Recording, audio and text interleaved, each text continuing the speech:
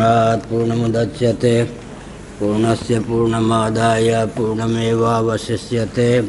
ओम शांति शांति शांति।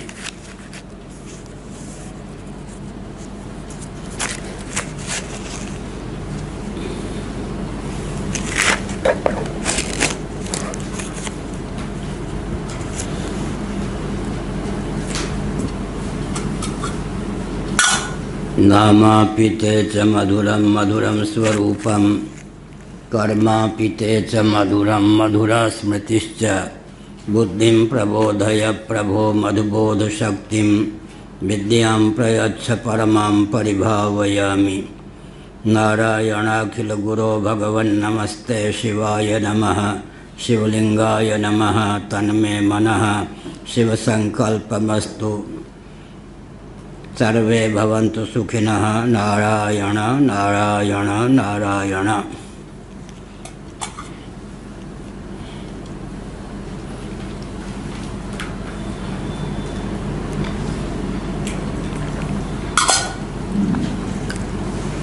श्रीमद्भागवत सप्तम स्कंद प्रथम अध्याय प्रथम श्लोक से। राजोवाच समः प्रियः सुहृद्ब्रह्मन् भूतानां भगवान् स्वयं। इन्द्रस्यार्थे कथं दैत्यानवधीत् विषमो यथा। न ह्यस्यार्थः सुरगुणगणैः साक्षान्निःश्रेयसात्मनः। नैवासुरेभ्यो विद्वेषो नोद्वेगश्चागुणस्य हि। इतना सुमहाभाग नारायण गुणान् प्रति संशयस्तु महान् जातस्तद्भवांश्चेतुमर्हति नारायणम्।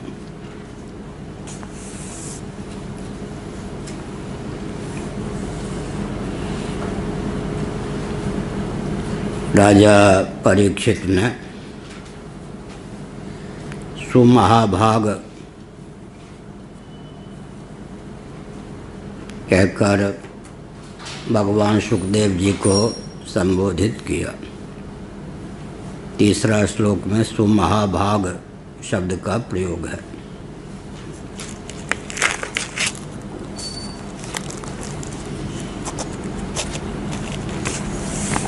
भक्तों के हृदय में भी भगवान के व्यवहार को लेकर, उनकी लीला को लेकर, गतिविधि को लेकर कई प्रकार की शंका उत्पन्न होती है। आस्था पूर्वक उन शंकाओं को वे तत्वज्ञ मनीषी के प्रति निवेदित करते हैं। तत्वज्ञ मनीषी बहुत ही स्नेह सद्भाव सम्मान पूर्वक उन शंकाओं का समाधान करके भगवान किस प्रकार सगुण साकार होते हुए भी सम और निर्दोष हैं, इस तथ्य को प्रतिष्ठित करते हैं। इसका अभिप्राय यही है कि विपक्ष की ओर से जो कुछ आक्षेप प्राप्त होता है, हमारे शास्त्रों में उस आक्षेप से भी बढ़कर आक्षेप लेकिन आस्थापूर्वक पहले व्यक्त किया गया है, ताकि सर्वथा संशय विपर्यय से शून्य आस्था समन्वित हृदय बन सके। तुलसीदास जी महाभाग ने इस तथ्य को उद्भाषित किया। निर्गुण रूप सुगम अति सगुण न जाने कोई। निर्गुण को समझने में सुगमता है, निर्गुण की निष्ठा कठिन। सगुण को समझने में दुर्गमता है, सगुण की निष्ठा सुगम है। फिर से बोल लूँ, निर्गुण को समझने में सुगमता है, लेकिन निर्गुण की निष्ठा बहुत कठिन है, दुर्लभ है। सगुण के साथ माया जुड़ जाती है, सत्व रजस तमस 3 गुण जुड़ जाते हैं।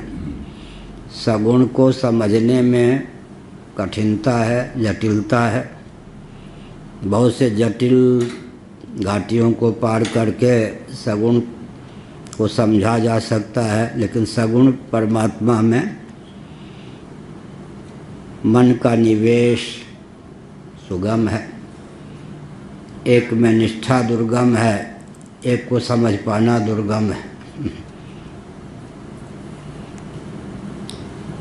गीता में भी अद्वेष्टा सर्वभूतानां मैत्रः करुण एव च निर्ममो निरहंकारः आदि लक्षण सिद्ध भक्तों के दिए गए हैं 12वें अध्याय में। लेकिन भगवान श्री कृष्ण के जीवन चरित्र को देखकर बहिर्मुख व्यक्ति तो क्या, भक्तों के हृदय में भी इस प्रकार की भावना का उदय होता है, जिनके चरित्र का मैं अध्ययन कर रहा हूँ महाभारत, श्रीमद् भागवत आदि के माध्यम से, क्या उन्हीं के द्वारा दिया गया यह उपदेश है। सिद्धांत को व्यावहारिक धरातल पर उतारने में जटिलता प्रस्तुत होती है, तो बहुत बड़ी विसंगति मालूम पड़ती है। स्थितप्रज्ञ के लक्षण भगवद गीता के 2 अध्याय में हैं। 14वें अध्याय में गुणातीत के लक्षण हैं। 12वें अध्याय में सिद्ध भक्तों के लक्षण हैं। उपदेष्टा श्री कृष्णचंद्र हैं। अब उनके जीवन प्रकट लीला 125 वर्षों की श्रीमद् भागवत के 11 स्कंद के अनुसार उनके जीवन चरित्र का पढ़कर कई आक्षेप व्यक्ति कर सकते हैं कि क्या स्थितप्रज्ञ का वर्णन जिन्होंने किया, सिद्ध भक्तों का वर्णन किया, गुणातीतों का वर्णन किया, उन्हीं का यह जीवन चरित्र है या किन्हीं और का। इसका मतलब जो लक्षण हैं स्थितप्रज्ञ के, गुणातीत के, सिद्ध भक्तों के, उनको जीवन में उतारने में, व्यवहार में जो जटिल घाटियाँ आती हैं, उनको देखते हुए क्रियान्वित करने में लगता है कि आकाश पाताल का अंतर है। इसलिए हिरण्यकशिपु भी कहता था, आगे उन्होंने जो कुछ उपदेश दिया या उसने उसका वर्णन है, अपने भाई के बेटों को और उनकी पत्नियों को तथा अपनी माता अदिति को जो उपदेश दिया है वो बहुत विचित्र है। तो हिरण्यकशिपु के मन में भी भयंकर द्वंद्व था। भगवान का ही शापित भक्त था कि भगवान विष्णु जब सगुण साकार रूप में होते हैं, व्यवहार करते हैं, तब जिस ब्रह्म का वर्णन किया गया है सम निर्दोष कहकर, निर्दोषम ही समम ब्रह्म, क्या उसी ब्रह्म का यह चरित्र है। सुनि मुनि मन भ्रम होए, तुलसीदास जी ने कहा। सामान्य व्यक्तियों की बात छोड़ दीजिए, मननशील मनीषियों के मन में भी भ्रम हो जाता है। सुगम अगम नाना चरित, तो ये विचित्र बात। क्या विचित्र बात है कि सिद्धांत अपनी जगह है, निर्गुण निराकार ब्रह्म अपने स्थान पर है, लेकिन जब वही माया के योग से सगुण साकार होकर व्यवहार करता है तब विविध प्रकार के आक्षेप का पात्र बनता है। तो सिद्धांत को व्यावहारिक धरातल पर उतारने में आकाश पाताल का कुनवा जोड़ना पड़ता है। यहाँ भी यही है। अब भगवान के चरित्र को हृदयंगम कर पाना कठिन है। उनमें सम और निर्दोष बुद्धि बनी रहे सगुण साकार भूमि में भी। फिर ऐसे ही जीवन मुक्त जो महामुनीन्द्र होते हैं उनके व्यवहार में भी लोगों को विसंगति परिलक्षित होती है। जो दम्भी नहीं होते, सचमुच में जीवन मुक्त होते हैं, उनके व्यवहार को भी समझ पाना कठिन होता है। जैसे कर्मयोग में जो अधिकृत व्यक्ति है वह जब इस प्रकार के पाठ में आ जाता है तो उसको नींद आती ही है। फावड़ा चलाना, परिश्रम करना में जिसका मन लग सकता है वो पाठ में बैठेगा, सोएगा ही। इससे सिद्ध होता है कि वो पाठ में सुनने तो आ गया है लेकिन अधिकृत कर्मयोग में। कर्म करने में नींद नहीं आएगी, पाठ में झटपट नींद आ जाएगी।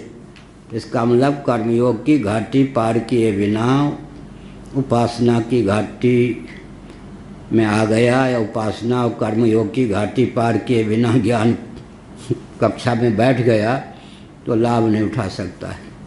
वो नींद आ जाएगी तो लाभ क्या उठाएगा? मन इधर उधर डोलेगा। लय और विक्षेप, लय और विक्षेप के निवारण के लिए कर्मोपासना है।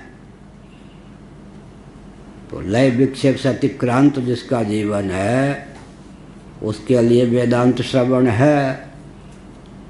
अब वो चाहे संत वेश में हो चाहे सदगृहस्थ के वेश में हो, आने से पुण्य तो प्राप्त होगा अगर कथा कहने वाला, पढ़ाने वाला व्यक्ति व्यवस्थित है। तो हम लोगों का वक्तव्य सुन करके कोई कर्तव्य का त्याग थोड़े कर देगा, भगवान की निंदा थोड़े करेगा।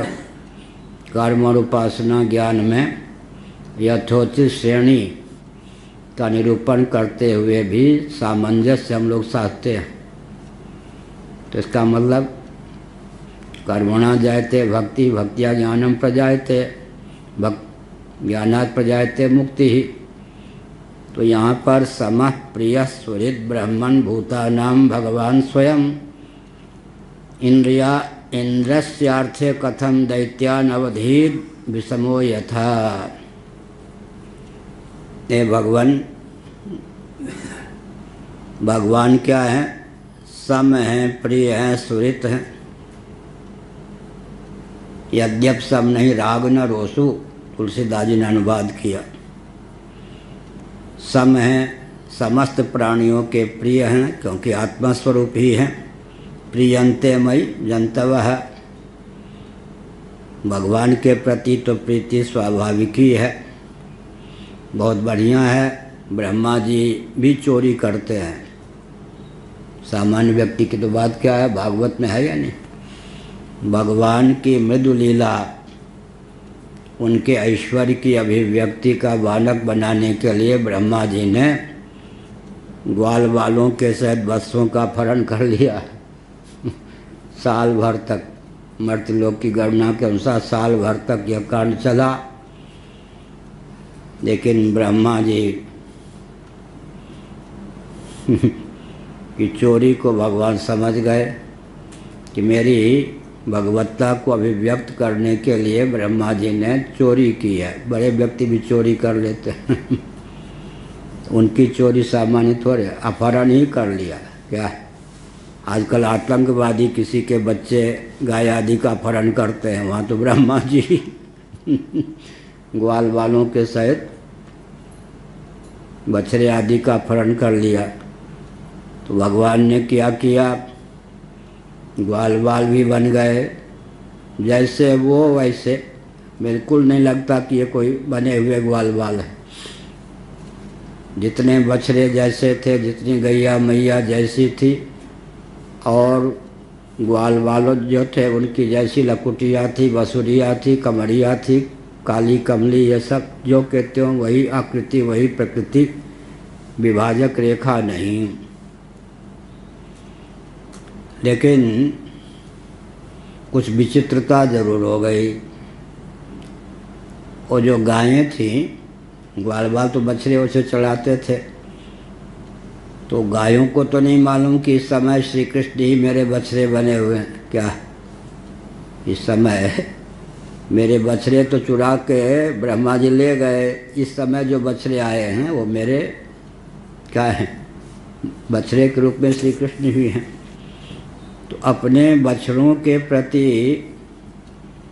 जो प्रीति गायों के हृदय में, और ऐसे जो गोपांगनाएँ थीं, पहले भी तो उनके बेटे थे, बेटों में प्रेम होता ही है, पुत्रों में, लेकिन श्री कृष्ण ही जब उनके पुत्र के रूप में साल भर रहे तो इतनी प्रीति इसको देख करके बलराम जी आदि चकित हो गए कि दाल में कुछ काला है, ये कन्हैया की कुछ विचित्र करतूत है। अब भगवान ही जब लाला बन जाएंगे तो प्रियंते मई जंतव, सबके आत्मस्वरूप हैं। नवारे सर्वस्य कामाय सर्वं प्रियं भवति, आत्मनस्तु कामाय सर्वं प्रियं भवति। अन्यों में प्रीति आत्मा के लिए होती है, भाजपाई विलम्ब से आते ही हैं। अन्यों में प्रीति कौन, पांडे जी यहाँ हैं भाजपाई, कांग्रेसी यहाँ लगता कोई नहीं है। तो क्या हुआ, सपाई बसपाई तो यहाँ ही नहीं, बस भाजपाई हैं कुछ। तो हमने संकेत किया, क्या संकेत किया कि भगवान ही जब वत्स बन जाएं, और एक विचित्र बात, जड़ चेतन सर्व रूपों में भगवान ही हैं, यह भी व्यक्त हो गया है ना। ब्रह्मार्पणम ब्रह्मविर ब्रह्माग्नौ ब्रह्मणाहुतम ब्रह्मैव तेन गंतव्यम ब्रह्म कर्म समाधिना। क्रियाकारक फल तीनों रूपों में भगवान ही व्यक्त हैं। तो काली कमली भी भगवान बन गए, लकुटिया भी बन गए, वंशी भी बन गए, बहुत बढ़िया, ग्वाल बाल भी बन गए, बछड़े भी बन गए। तो विचित्र लीला। तो पारखी उधर बलराम जी आदि पारखी निकले, वहाँ लक्ष्मण हूँ यह मरम न जाना। बड़ों के घर में भी कुछ घटना घट जाती है। सूर्य भगवान की पत्नी थी और सूर्य भगवान के तेज को सहन नहीं कर पाती थी, तो मायके जाने के लिए रूठ के बाध्य हो गई। वो सब चलता है, कोई नई बात नहीं क्या। ये सब कांड पहले भी होता था, कोई नई बात नहीं। लेकिन सूर्य भगवान को चकमे में डालने के लिए क्या किया, अपना प्रतिरूप बना दिया, छाया। प्रभा तो चली गई, क्या मतलब, मायके चली गई। सूर्य भगवान का तेज इतना कि वो सह न पावे। फिर वो नया जो बेटा हुआ उससे, डुप्लीकेट पत्नी से, आजकल किसी भाषा में शनैश्चर, यम और यमी, यमराज और यमुना, असली सूर्य भगवान की असली पत्नी किससे उत्पन्न हुए थे, ये नई जो आ गई तदनुरूप ही। अब उनको क्या मालूम कि ये तो विचित्र ही माता है, सचमुच में माता तो ननिहाल, मेरे ननिहाल में है, रूठ के चली गई है। और सूर्य भगवान को भी पता नहीं, ऐसा बढ़िया अपना रूप सिद्धि से बना लिया। तो क्या करे, सौतिया डाह जैसे होते हैं ना, बढ़िया बढ़िया सामग्री शनिश्चर को खवा दे। यमुना जी को, यमराज को कुछ, हाँ, विकट बात। तो अब उनसे 1 दिन 2 दिन 3 दिन 4 दिन परखते रहे कि ये मेरी माँ ऐसे स्वभाव कैसे हो गया, ये छोटे लाला को प्रेम करे। हम भी बड़े भाई जो होते ना, देखो बड़ी बहन होगी तो अपने 3 6 साल की 7 साल की होगी, छोटी बहन को या छोटे भाई को लाद के ले जाती, इतना स्नेह होता है। तो शनि को ये दोनों तो प्रेम करते थे, छोटा भैया है, लेकिन ये जो नई माता आ गई थी वो जो व्यवहार विचित्र ढंग से करे तो अपशब्दों का प्रयोग कर दिया यम ने। यम तो ठहरे। सूर्य भगवान ने कहा कलयुग आ गया हमारे घर में, तुम जैसा धर्म का अवतार यमराज यम अपनी माता को इस प्रकार के वचन कहते हो। पिताजी आप ठगे जा रहे हैं, दिव्य दृष्टि से देखिए, माता हो ही नहीं सकती है मेरी। अच्छा देखिए ना, अब तक मैंने कोई शिकायत नहीं की। ऐसा व्यवहार करती है कि शनि के साथ और प्रकार का हम लोगों के साथ यूँ आँख तरेर के रखती है कि माता का लक्षण नहीं है, मेरी माता हो ही नहीं सकती है। क्या कहता है? मैं ठीक कह रहा हूँ। युंजान योगी अयुक्त योगी भगवान सूर्य ने दिव्य दृष्टि से देखा तो बेटों की बात सच निकली। फल बल कल्प क्या, व्यवहार में विषमता, अनावश्यक विषमता को देखकर यम यमी ने परख लिया कि हमारी माता नहीं हो सकती, आकृति होने पर भी प्रकृति। तब ससुराल की ओर ध्यान दिया, त्वष्टा जी की ओर, ससुराल की ओर। देवी गई तो कहाँ गई?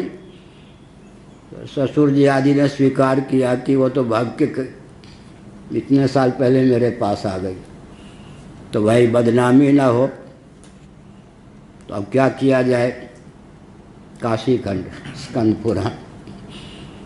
तो हुआ कि एक नाई को ढूंढा जाए, सैलून कट क्या बाल बनाने में, जो आजकल अंग्रेजी कट बाल बनाते हैं ना।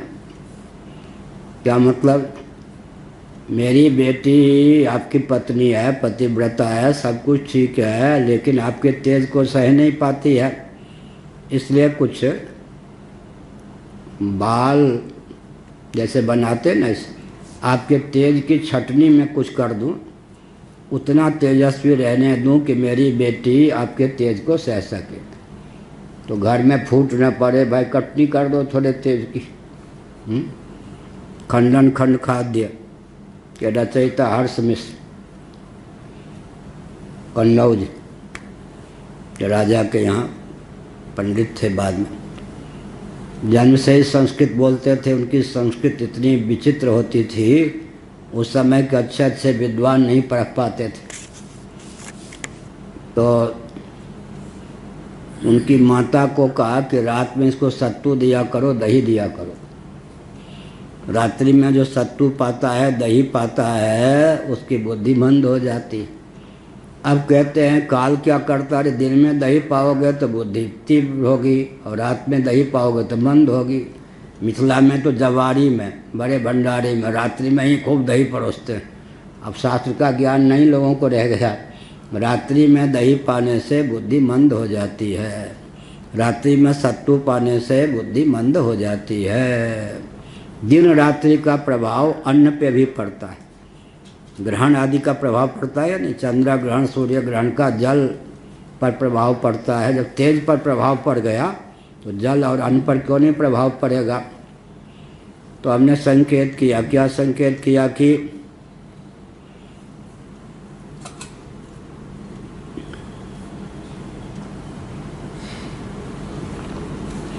तब सूर्य भगवान ने कहा ठीक है भाई, तेजस्वी तो रहने दोगे ना? तेजस्वी तो रहने दूंगा, अतिरिक्त जो तेज, ऐसे दिव्य कैंची का आविष्कार किया गया।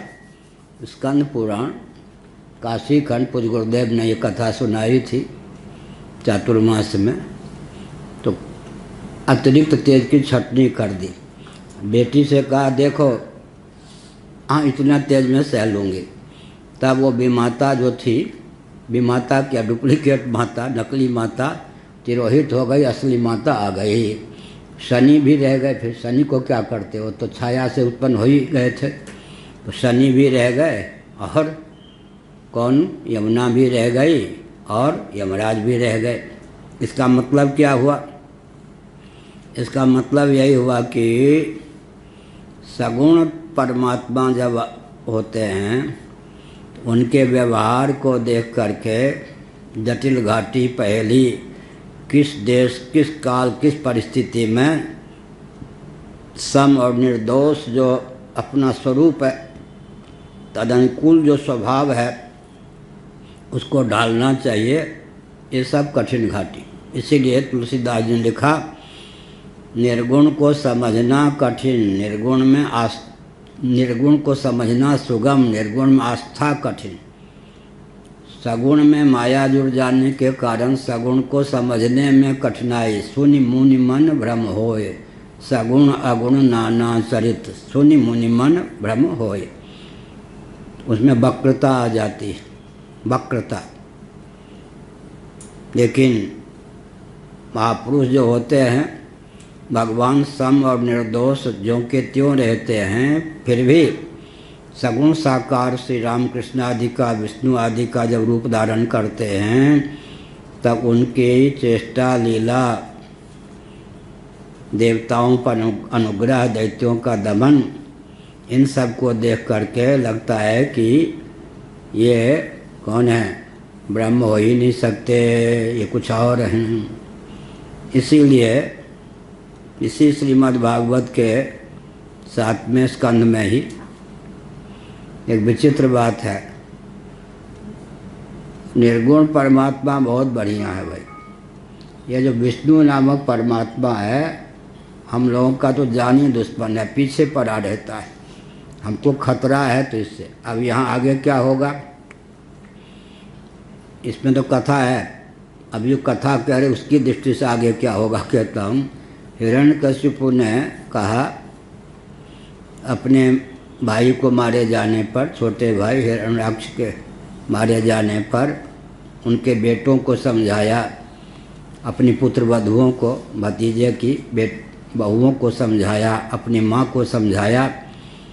विष्णु भगवान बहुत अच्छे, चापलूस लोगों ने, देवताओं ने आगे पीछे करके इनको पोट लिया है। वास्तव में विष्णु भगवान बहुत सरल हैं, उनकी सरलता का चापलूस व्यक्तियों ने आगे पीछे करके दुरुपयोग कर दिया है।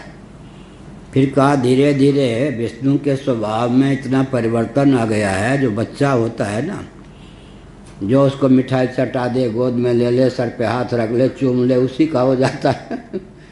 क्या गंगा गए तो गंगा दास, यमुना गए तो यमुना दास। ऐसे बच्चों जैसे अकल हो गई है विष्णु की। है तो बढ़िया मूल से, कौन कहेगा मालूम है।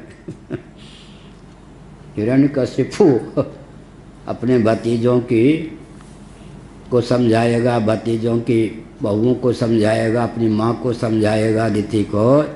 ये चपल बच्चों के समान हो गया है, जो मिठाई खवा दे, पुचकार दे, सर पे हाथ रख दे, उसी का जैसे बच्चा हो जाता है। ठीक उसी प्रकार से अब विष्णु का स्वभाव बच्चों जैसा हो गया है। तो यही सगुण परमात्मा का जो चरित्र होता है, क्योंकि व्यवहार का नाम क्या है, द्वंद्व क्या है, सर्दी गर्मी, भूख प्यास, दिन रात, शत्रु मित्र, सत्वगुण, कभी रजोगुण, कभी तमोगुण। एक विचित्र स्थिति है।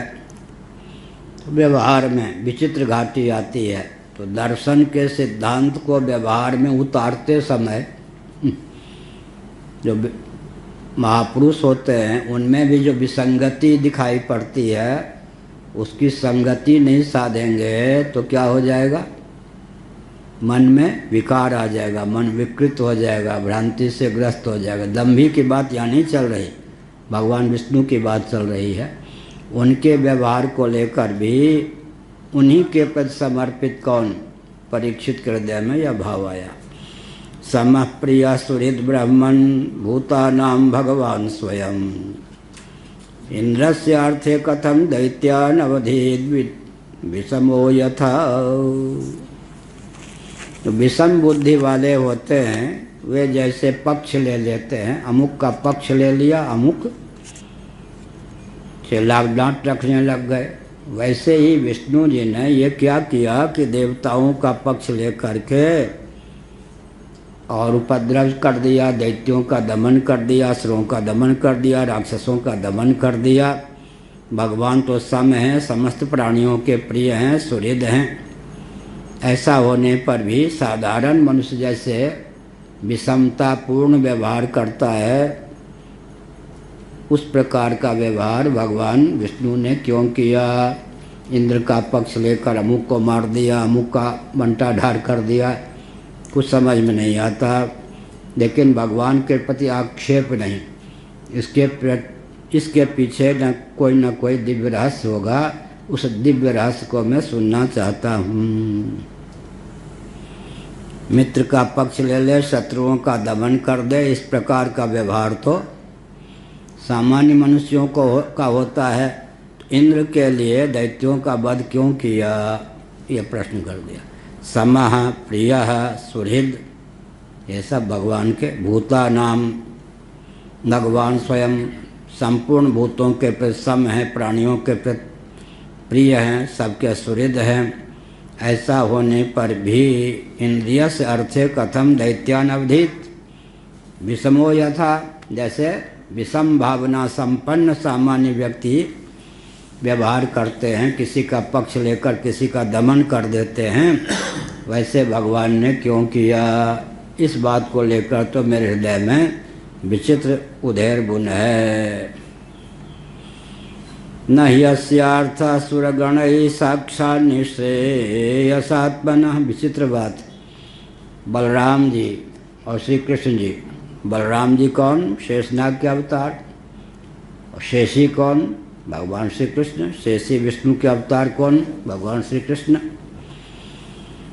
बलराम जी ने अपने छोटे भैया श्री कृष्ण से कहा, सुनो मेरी बात पर ध्यान दो, कौरव पांडव, विचित्र बात है, एक ही वंश में तो अवतीर्ण हुए थे। पांडव भी कौरव थे या नहीं?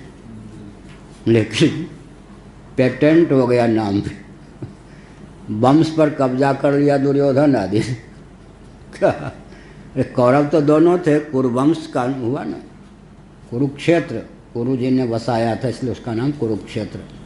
धर्म क्षेत्र कुरुक्षेत्र, कुरु के द्वारा। अयोध्या जो है,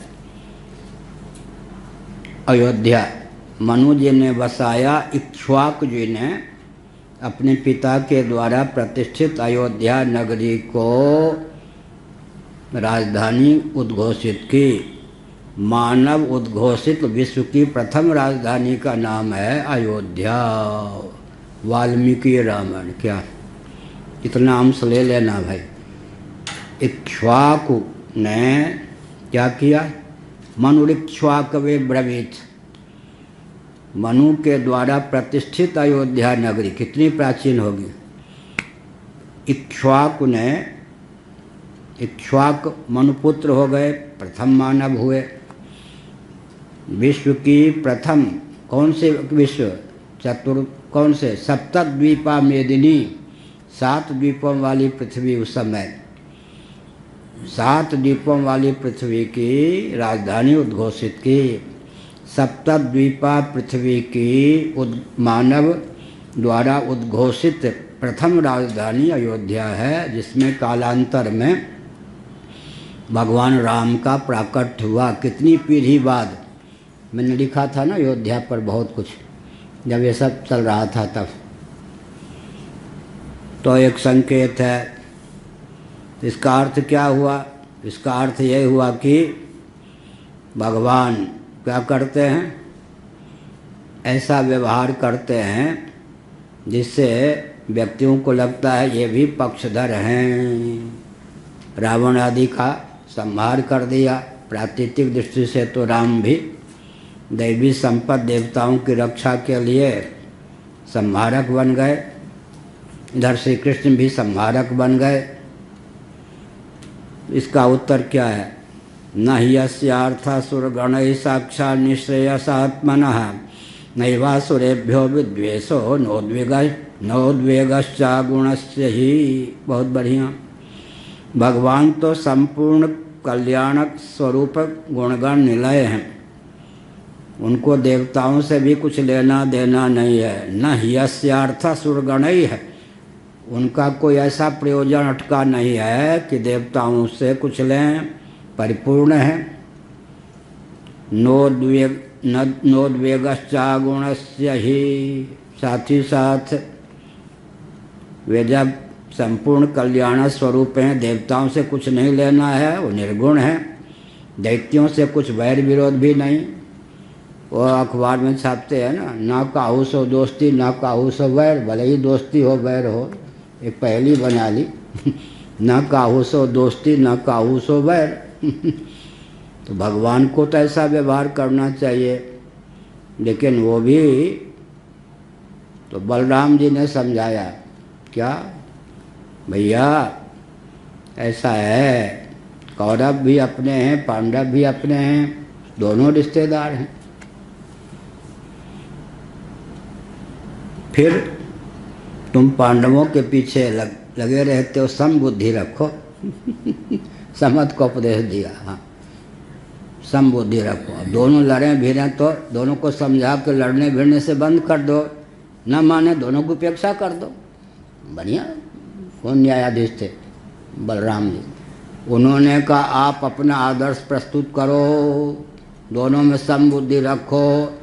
मैं डंके की चोट से भैया बलराम बड़े हो, पाँव हाथ रखता हूँ, जो पांडवों का दुश्मन होगा, विशेषकर अर्जुन का, मारे बिना नहीं रहूँगा। अर्जुन के लिए मैं जीवन दे सकता हूँ, न्योछावर कर सकता हूँ। पांडवों का जो दुश्मन होगा ठिकाने लगा दूंगा उसे।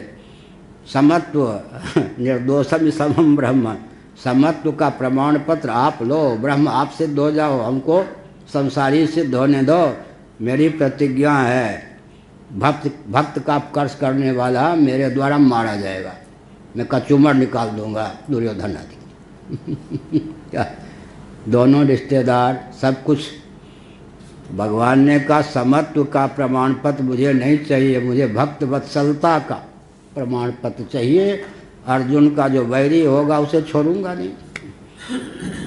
यहाँ तो महाभारत में है अनर्जुन, बिना अर्जुन का यह संसार मुझे पसंद नहीं। नर नारायण थे ना, बिना अर्जुन का यह संसार मुझे पसंद नहीं।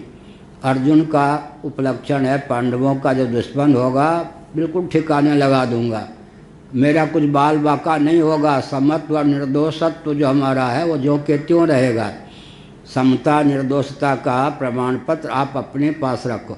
ते मेरी बात नहीं सुनता, जो करना कर, मैं तो चला तीर्थ यात्रा। जब समझाए नहीं समझता है, हमारा आपका कार्य है कि शांत रहें, समझे। तो समत्व का परिचय तो दिया, एक अक्षौणी सेना दे दी नारायणी, उनके भी संबंध का निर्वाह कर दिया एक अक्षौणी सेना देकर। अर्जुन का सारथी बनूंगा और जो पांडवों से द्रोह रखेगा ठिकाने कर दूंगा। समत्व, अरे तुम ब्रह्म के अवतार हो, रहने दीजिए, ख्याति आप लीजिए। तो मैं चला, नहीं मानते तुम पर तुम्हारे बस है नहीं, कहने को छोटे भैया हो, मानने वाले तो हो नहीं, बड़े हठीले हो। मैं चला तीर्थ यात्रा के लिए, आप जाइए, मुझे जो करना है करने दीजिए। मेरा अवतार ही भूभार हरण के लिए हुआ है, तो अपने अवतार के प्रयोजन को, मेरा एक वाक्य है बहुत महत्वपूर्ण, उसकी व्याख्या अपेक्षित नहीं है। जिस व्यक्ति के जन्म का जो प्रयोजन होता है, उस प्रयोजन की सिद्धि के लिए ही उसका व्यवहार होगा या नहीं। उससे कितना उपदेश दो, चाहे सज्जन हो या दुर्जन। तो जिस व्यक्ति के जन्म का जो प्रयोजन होता है उस पर कहो कि ऐसा मत करो वैसा मत करो। जिस व्यक्ति के जीवन का जन्म का जो प्रयोजन होता है वो तो अपने प्रयोजन की सिद्धि के लिए पूर्ण प्रयास करेगा ही, उसको मना नहीं किया जा सकता। तो हम लोगों का भी जो जन्म है नरक से तो नहीं आए हैं, भगवान के साक्षात अवतार भी नहीं हैं, लेकिन भूत प्रेत के अवतार भी तो नहीं हैं। तो जिस हमको मालूम है किस लिए जन्म हुआ है या ऋषि मुनियों ने किस लिए जन्म दिया है, तो जिस प्रयोजन की सिद्धि के लिए हमारा जन्म हुआ है, 1 लाख व्यक्ति भी समझाने का प्रयास करें तो मानने वाला नहीं। तमोगुण के कारण नहीं, अपने जन्म के प्रयोजन पर कोई पानी नहीं फेरता। अब दुर्योधन का जन्म खलनायक का अभिनय करने के लिए पांडव गीता का श्लोक है, यथा नियुक्तोस्मि तथा करोमि। महाभारत में पाठांतर है भवामि। पांडव गीता का जानामि धर्मम न च मे प्रवृत्ति, जानामि अधर्मम न च मे निवृत्ति।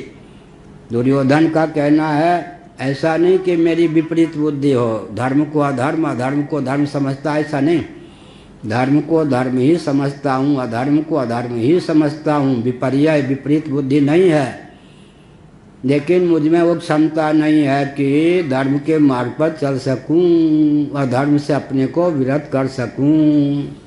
अथ केन प्रयुक्तोऽयं पापं चरति पुरुषः अनिच्छन्नपि वार्ष्णेय बलादिव नियोजितः काम एष क्रोध एष रजोगुण समुद्भवः। यहाँ तो काम, यहाँ तो क्रोध।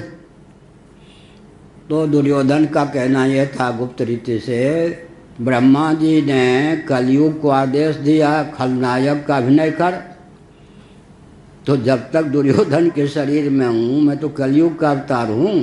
यथा नियुक्तोस्मि, मंचन करने के लिए मर्त्यलोक में ब्रह्मा जी ने मुझे कलयुग को जो दायित्व दिया है, क्या उस दायित्व का निर्वाह तो मुझे दुष्टता का परिचय देकर ही करना है। ऐसे ही जो सज्जन हैं उनका जन्म जिस प्रयोजन की सिद्धि के लिए हुआ है, उनको कोई कितना मना करे। अब आदि शंकराचार्य को जो करना था तो कर ही दिया।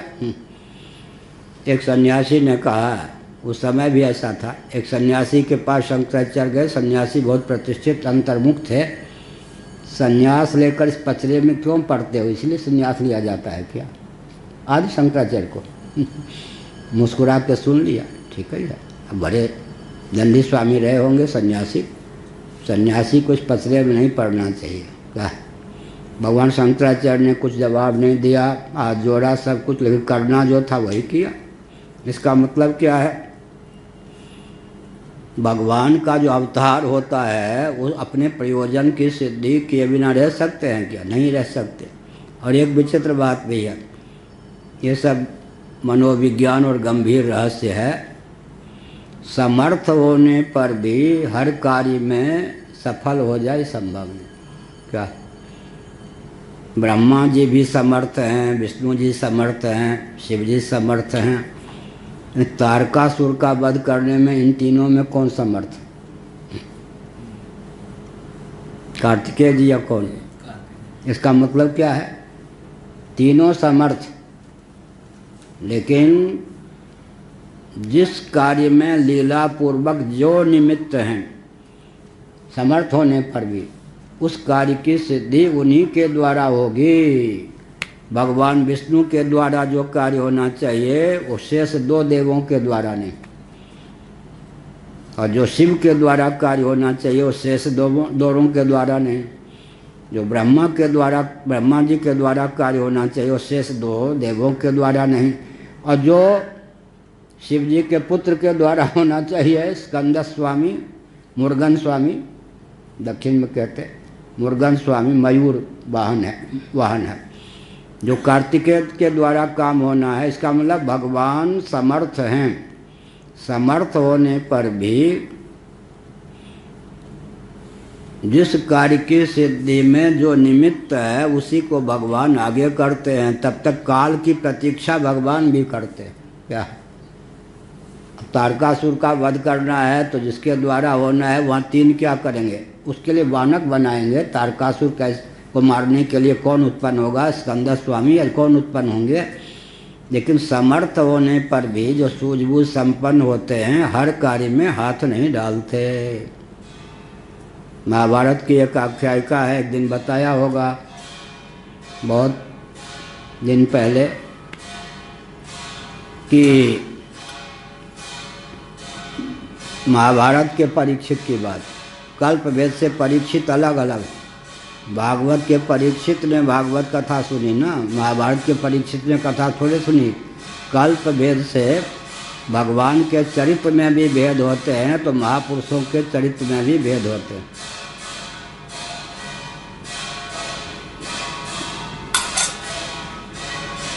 भागवत के अनुसार बलराम जी ने कितने दिनों तक यात्रा की, महीने तक, और महाभारत के अनुसार बहुत कम दिनों तक यात्रा की।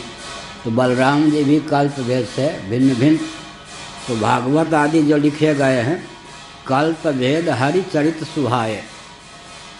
भगवान और भगवान के जो भक्त होते हैं, कल्प भेद से उनके चरित्र में भेद होता है। वेदव्यास जी के लिए लिखा गया है महाभारत में, हजारों कलयुग, त्रेता, द्वापर आदि पर उनकी दृष्टि जाती है, इतने सर्वज्ञ होते हैं। उनमें से किस कल्प के दुर्योधन को, किस कल्प के युधिष्ठिर को, किस कल्प के श्री कृष्ण भगवान को प्रस्तुत करें,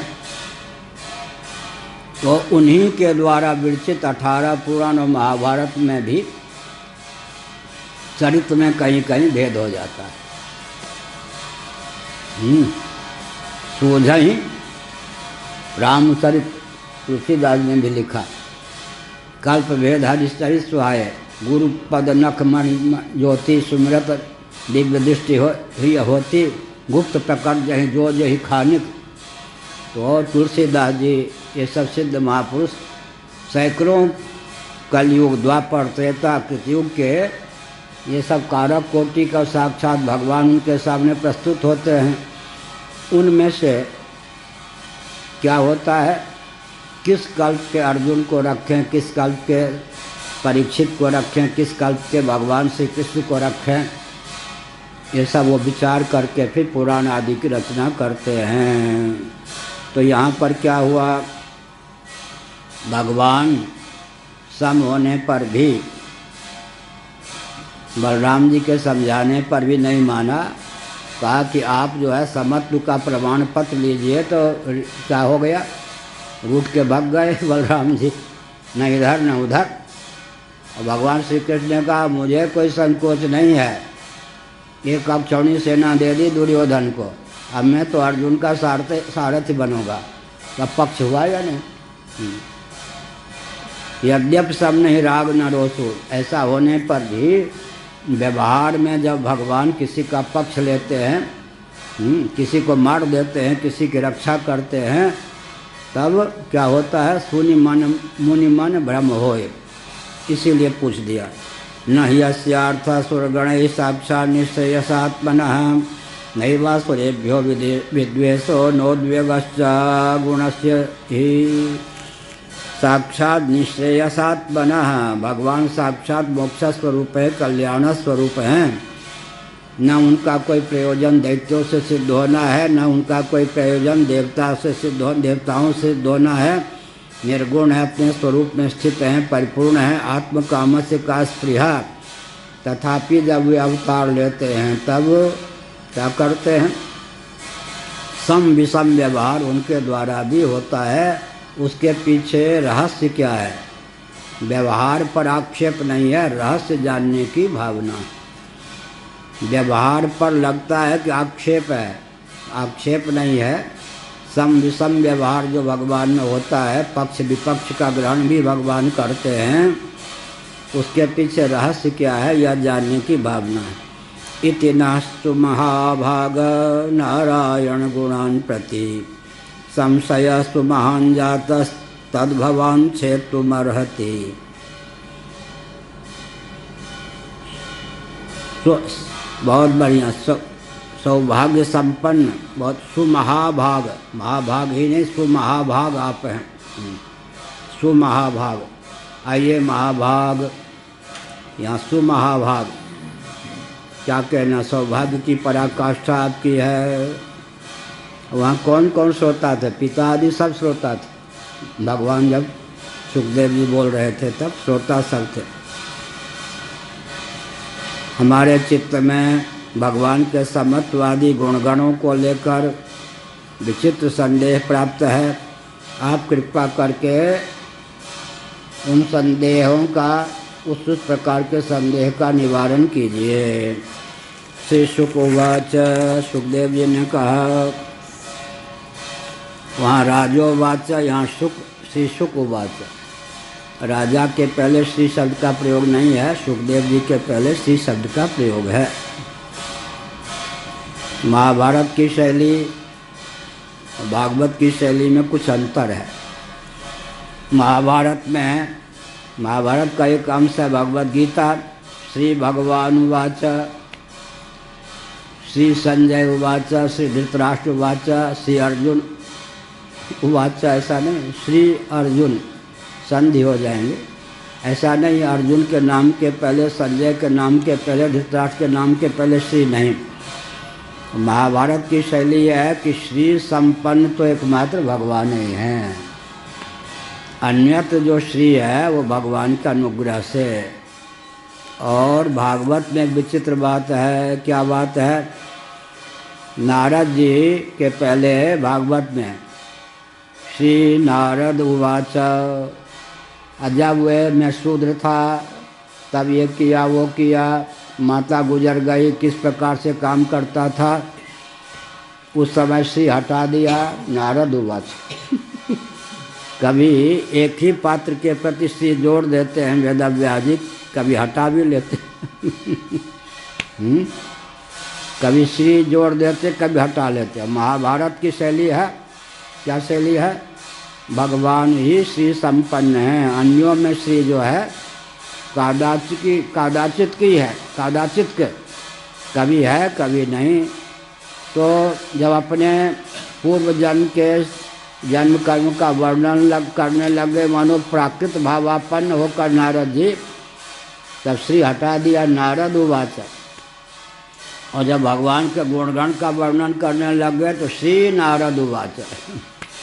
यहाँ राजोवाच, यहाँ श्री शुक उवाच। तो एक एक अक्षर पर भी ध्यान देने की आवश्यकता है। साधु पृष्ठम महाराज, ये नहीं कहा कि क्या बेटू के प्रश्न कर रहे हो, भगवान पर आक्षेप, अरे राम, ऐसा नहीं। साधु पृष्ठम महाराज, हे महाराज आपने साधु बहुत सुमंगल पूछा, बहुत अच्छा बहुत अच्छा। इसी बहाने भगवान के चरित्र के वर्णन का अवसर मिलेगा और भगवान सम और निर्दोष होते हुए भी विषम और सदोषपूर्ण कैसे परिलक्षित होते हैं गुणों के योग से, यह कहने का सुअवसर प्राप्त होगा। साधु पृष्ठम महाराज हरेश्चरितमद्भुतम यद भागवत महात्म्यम भगवद भक्तिवर्धनम। अच्छा पूछा। इस प्रसंग में प्रहलाद आदि जो भक्त हैं उनके चरित्र को कहने का इसी व्यास से अवसर मिल जाएगा, जिसके श्रवण से भगवान की भक्ति प्राप्त होती है।